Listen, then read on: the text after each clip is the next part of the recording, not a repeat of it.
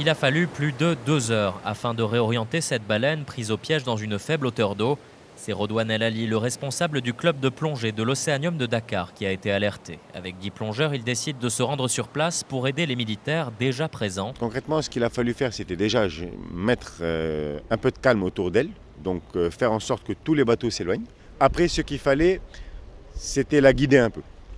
Dans ces moments-là, elle n'a tout simplement pas de guide et elle est un peu perturbée parce que ses radars, sonars vont un peu dans tous les sens. Donc en fait, ce qu'il a fallu faire, c'était se positionner tous d'un côté, la bloquer, et avec nos petits moyens et notre petite force, comme des petites fourmis devant elle, essayer de la pousser pour qu'elle garde la tête vers le large. Le cétacé a pu repartir, mais que faisait une baleine ici, dans les eaux peu profondes de la baie de Han? Rodouane El Ali. Il est possible qu'elle se soit prise dans un corps mort ou dans un filet, et qu'ensuite elle se soit dégagée, mais qu'elle était déjà échouée.